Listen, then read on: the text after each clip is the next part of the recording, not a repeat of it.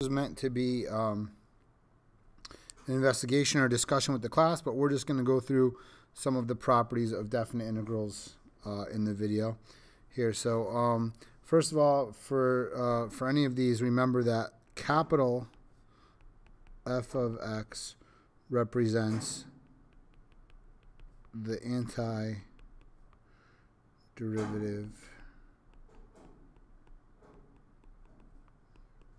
of lowercase f. All right, so if we go from a to a,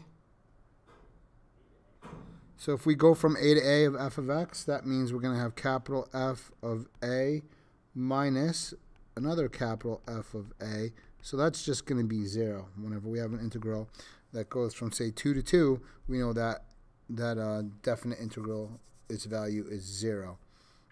Now, if we know that c is in between our interval a to b, it's somewhere in between a and b, then we can break this into two integrals. We could say the integral from a to b is going to be equal to the integral from a to c of f of x plus the integral from c to b of f of x dx. So again, that's on, say, we have some interval from a to b, and c is in between there. The integral from a to c would be equal to the integral from a to c and the integral from c to b.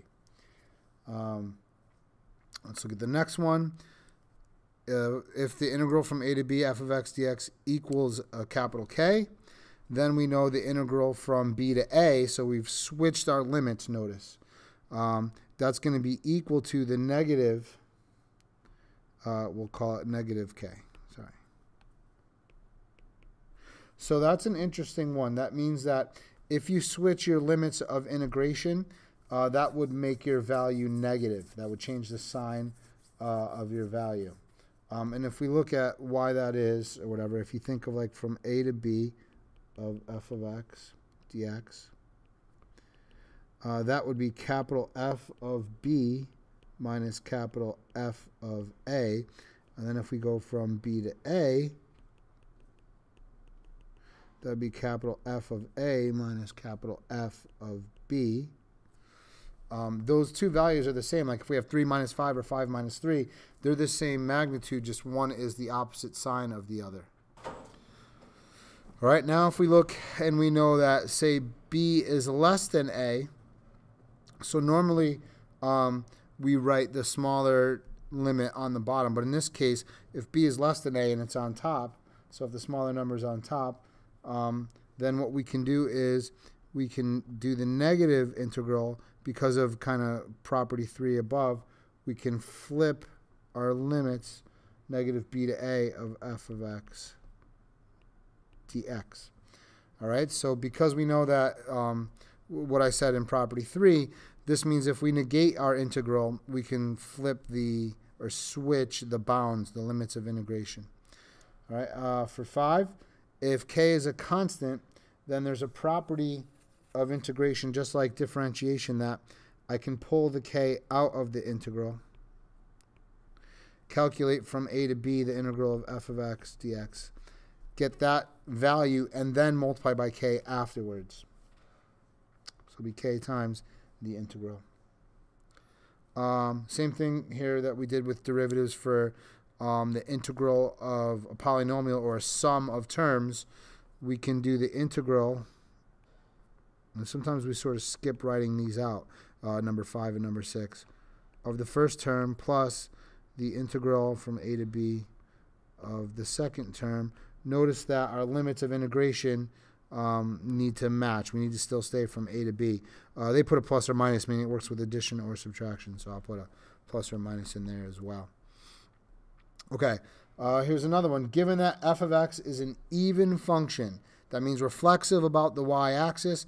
If it's even and you're going from negative a to a, that's going to be the same thing as you could just do the integral from 0 to a of f of x, get that value, and then double it. So you can multiply it by 2. Or you could, if you wanted to, do the integral from negative a to 0, right, and then double that. Either one is good. That's if it's an even function, reflexive about the y-axis. So, of course, look, if we want to get the integral from, let's say that's negative a to a, that would that value would represent this shaded region. We can, let me pause this for the announcement, sorry. Okay, so from negative a to a, that represents this area here, but because the function's even, we know that these sections, we know that that area is equal to that area. So we can find just one part, like from negative a to 0. I could find that area and then double it. Or I could find the area from 0 to a and double it. So that's all that means. Now if we have an odd function, this one's kind of nice. We use this one quite often as a shortcut. The integral, the value that represents the integral from negative a to a would be 0, because an odd function means it's reflexive about the origin. So that means if you go from negative a to a, the area that's below the curve will be equal to the area that's above the curve, meaning the value of the derivative would be 0. You have just as much area above the x-axis as you do below. All right, so now we can use some of our properties here. And we did this with derivatives where we don't, in the end, we don't really always use these properties. We use them sometimes where we need to pull a constant outside of the differentiation, do the differentiation, and multiply it in later. Still, the same is true with integrals. We have these properties we can apply. We don't usually apply them, but sometimes we need to apply them. So when we're in this section, you have to apply them. You have to. I know you can get to the answer without applying the properties, but I'm asking you to show the properties, using the properties. So you have to do that in this practice and when it shows up on a quiz. So let's go through and do a couple. The integral from 3 to 0 of f of x dx. Well, we don't quite exactly have that one. We have the integral up here if the limits were switched. So we can go ahead and switch those and say negative from 0 to 3 f of x dx. So now this integral right here is equal to that guy, right? So we know it's 6. So I can say it's negative 6 is our answer. So that's how we want to attack these with these properties. Okay, so on the next one, we have from 0 to 7 of f of x. If you look up top here, neither the yellow one, let's see, I'll go with green on this highlight. Neither the yellow nor the green. Oh, I didn't turn the screen black on this. Well, whatever. Neither the yellow nor the green goes from 0 to 7. So how can we make this work? We can break up by our properties. We can write this integral. It's from 0 to 7. It's the same thing as going from 0 to 3 first. Then going from 3 to 7. So that's going to be equal to 6 plus negative 8. So this will actually be negative 2, the value of that derivative, right? Because I should have highlighted. We know that from 0 to 3, that's that yellow one. So we know everything in the yellow here is equal to 6. And then everything in the green here, that matches our other one. That's equal to negative 8. All right, so now we're going to go from 3 to 3 of f of x dx. So we know that that's going to be equal to 0 by our property. You could think it was, we don't have what capital F is, but you can remember if we knew capital F of x, right, the antiderivative, we would just be subtracting the same thing from itself anyway. Okay, so this property, we're going to pull out the 3, and then we've got from 7 to 3 of f of x dx. That still doesn't quite match our green integral from up top. It's close, but we've got to switch our limits. And when we switch our limits, we have to pull out a negative, or that means we can do the negative integral. So we'll multiply by the 3 that's already out there. So we have a negative 3. Or I guess, we'll leave it like that. So then this guy is equal to whatever our green limit is above, which is negative 8.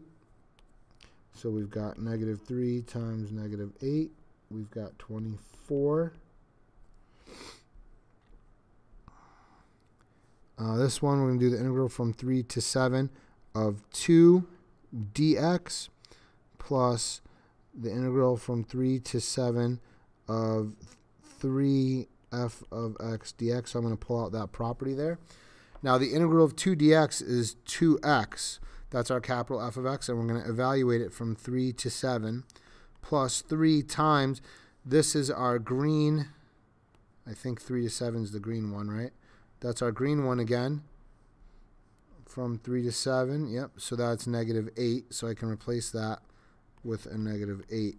So here, we've got to go plug in our 7, f of capital B minus capital F of B minus capital F of A, plus 3 times negative 8. So we've got 14 minus 6 minus 24.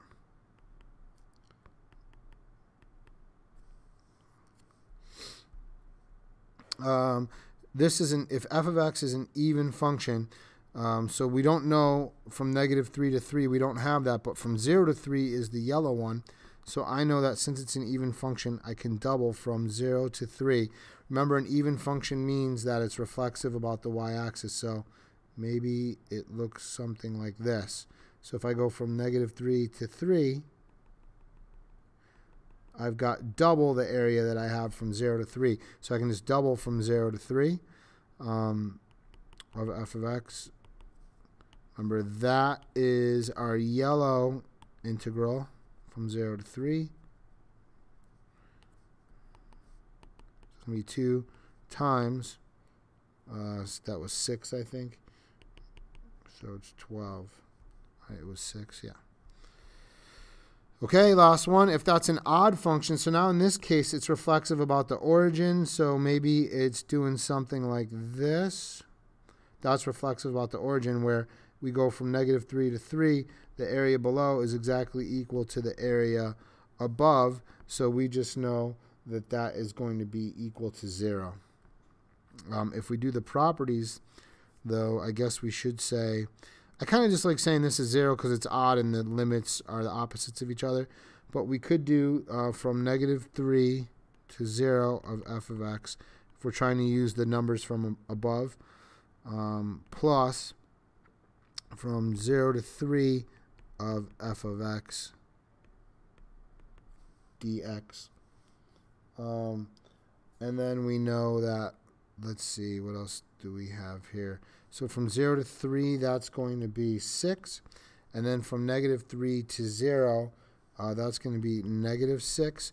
Even though we don't have a negative 3 to 0 up here, if we change our limits, I believe there was a property, right? Which property do I want to put? I'm trying to do this without just going straight to this first property.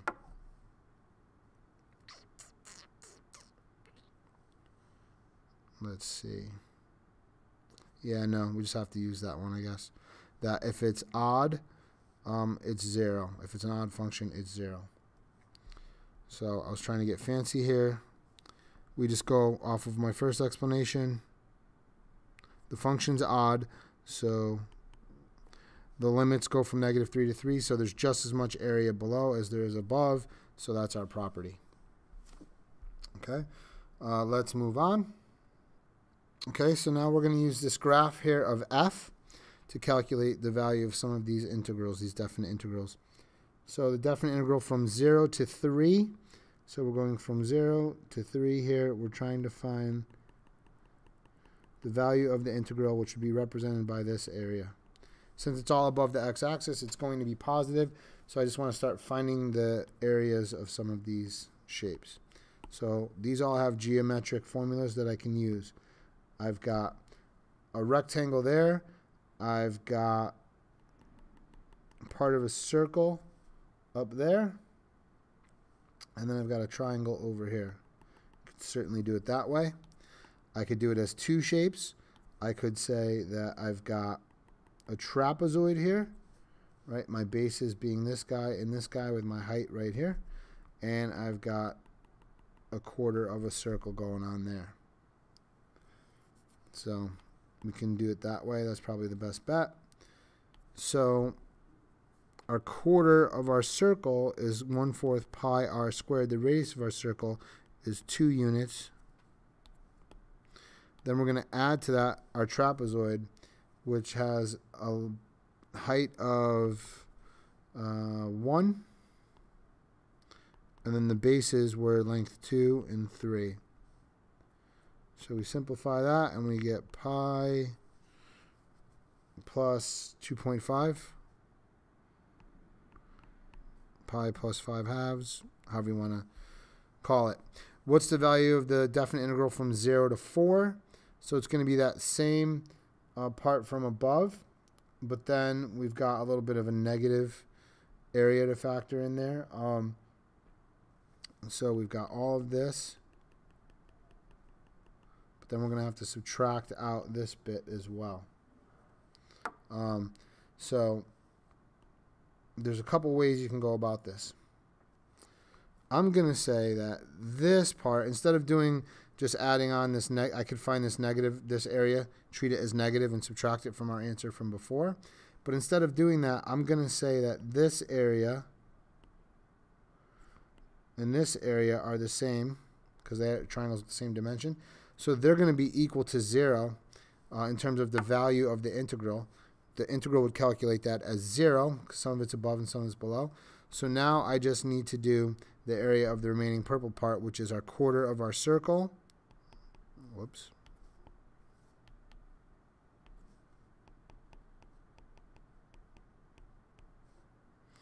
And then plus, now it's just a rectangle here. That's a 2x1 rectangle. So that's going to give us pi plus 2. All right, let's go from -3 to 3. So from -3 to 3, that gives us this guy.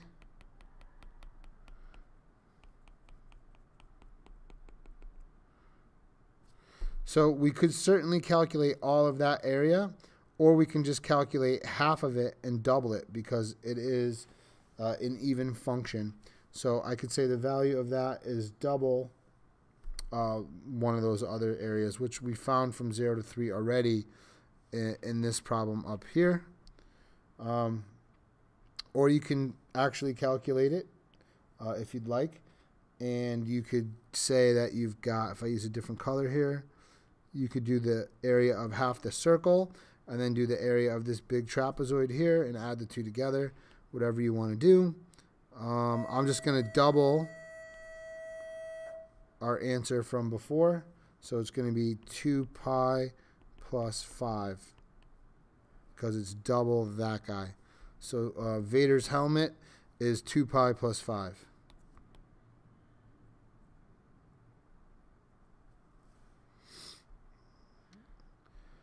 If capital F of 0 equals 5, now notice they're using that capital F of 0. What is the value of capital F of 3, where F is the antiderivative, or capital F is the antiderivative of lowercase f? So the way we figure this out is if we write this as the integral by the fundamental theorem of calculus, if we go from 0 to 3 of lowercase f of x, we know that we can calculate that by doing the antiderivative of 3 minus the antiderivative of 0. So that's how we're going to figure out what f of 3 is. We can think of this as an equation for which we can solve for f of 3, right? We know what f of 0 is. We can figure out what that area is because we have the graph of the lowercase f of x. So we're going to go figure that out. So from 0 to 3, we already did that up here, right? So we're going to use that from that part. We're going to say pi plus 2.5 equals f of 3 minus 5 because they told me f of 0 equals 5. So now I can solve for f of 3 by adding 5 to both sides. So I'll get pi plus 7.5 equals f of 3. Same idea here. So they're telling us about f of -2 and asking about f of 2. So we're going to do the integral from -2 to 2 of f of x dx. And we're going to say that that's equal to capital F of 2 minus capital F of negative 2. So from negative 2 to 2, that's this guy here. So we're going to have to calculate that area. It's our half circle, which we kind of have done a quarter circle, and we figured out the quarter circle is pi. So the half circle is going to be 2 pi. But it's our half circle, and then we've got this rectangle underneath it, and the rectangle is 4 units by 1 unit. So I know our half circle is 4 pi. If you want me to go through the steps there, it's the radius is 2. So pi r squared is going to be 4 pi. Sorry, the half circle is 2 pi. The circle is 4 pi, and then half the circle is 2 pi, and then plus 4 for that rectangle underneath.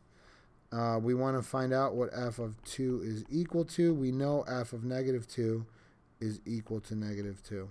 So we've got 2 pi plus 4 equals, now we're just solving an equation for that basically. F of 2 plus 2. So if I subtract 2, we get 2 pi plus 2 equals capital F of 2. So that's one way we can kind of play around with the fundamental theorem to try to find the value of f of 2.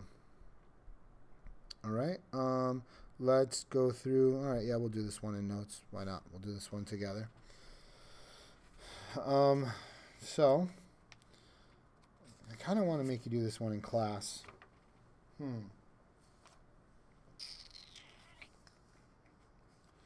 I don't know. What do you think? How long's the video? 22 minutes. I'm going to pause it and decide. All right, we're going to do it. So you can read this, pause and read it. I'm not going to read it to you. So on what intervals, if any, is f increasing? Justify your reasoning. Remember, this is a graph of f prime. So anytime that f prime is positive, then the graph will be increasing. So we'll say since, okay, the pen just died, I guess. So since f prime of x is positive on, when is it above? Just that small piece from negative 3 to negative 2, then f of x is increasing on that interval. Let me pause this and charge. Okay, so since the derivative is positive on the interval negative 3 to negative 2, then f of x is increasing on that interval. Find the x-coordinate of each point of inflection on the graph of f on the open interval negative 3 to 4. Justify your answer. So we're going on the whole thing, negative 3 to 4. There's a point of inflection anytime the second derivative is 0. The second derivative would be 0 anytime f prime has a maximum or a minimum, right? A derivative is 0 whenever a function is at a high point or a low point. So we can set, and that occurs here and here. So we can say f of x has a point of inflection when the second derivative changes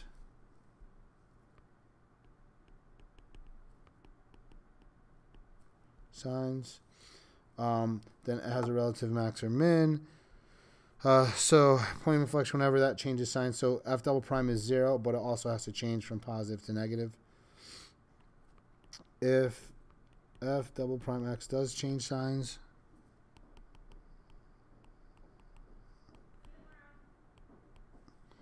then f prime of x has a relative extrema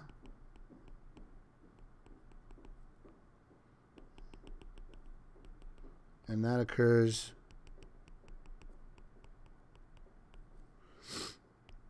at, we said 0 and something else, 0 and 2. Find an equation for, oh, what just happened? I just want, okay.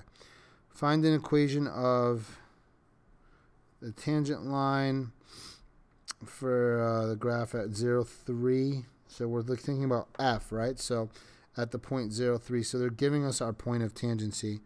So we just need the derivative at 0. So at 0, the derivative is -2 here because we have a graph of the derivative. So our point of tangency, we go y minus,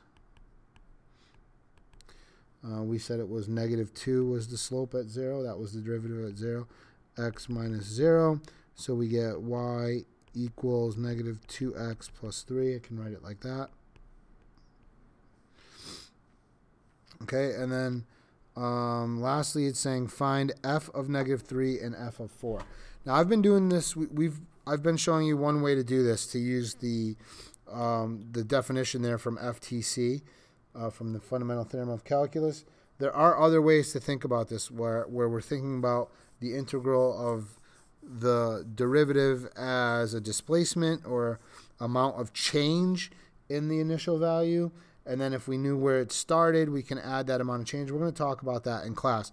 For now, on the video, I'm going to keep doing it the way that we've been doing it. So first of all, to find f of -3, we are going to do the integral from -3 to 0 of the derivative of f of x, because then we know that will be f of 0 minus f of -3. Now, why did I choose to do from -3 to 0? I chose the -3 because that's the value that they're looking for. They want to know what's the value of f of -3.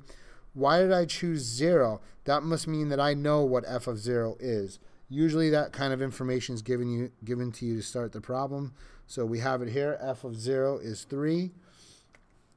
So we can use that. That's why I chose the 0 from -3 to 0.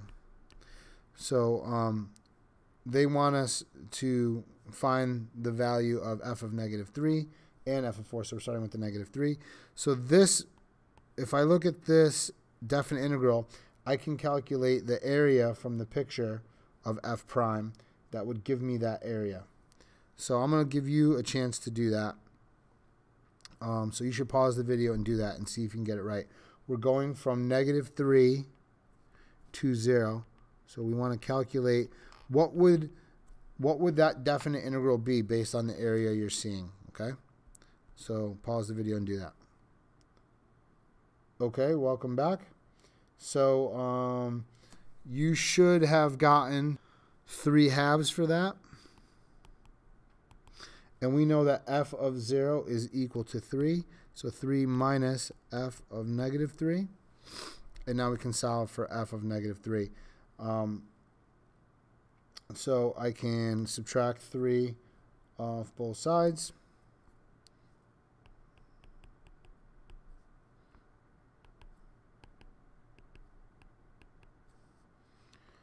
And then I get,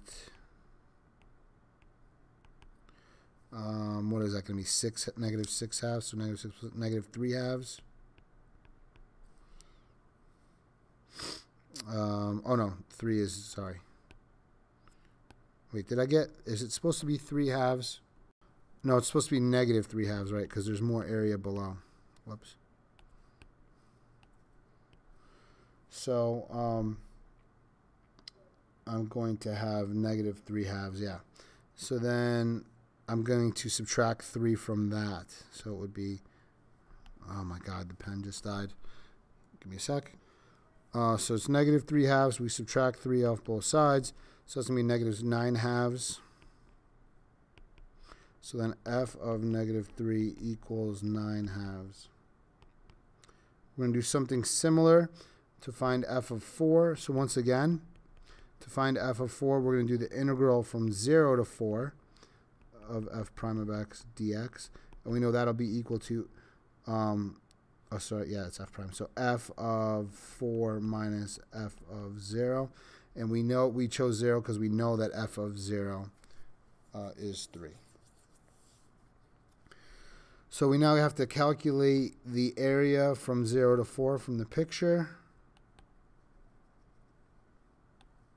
So we're going from 0 to 4. That should be negative area for sure because it's all below. Or that should not negative area, but it should be a negative value because all of the area is below. So again, you should pause the video here and work this out. Okay, so you should have gotten negative 8 plus 2 pi for that area, or 2 pi minus 8, however you wrote it. And that's going to be equal to f of 4 minus f of 0, which is 3. So if I add 3 to both sides, I'll get f of 4 equals negative 5 plus 2 pi. So I'll say f of 4 is equal to 2 pi minus 5.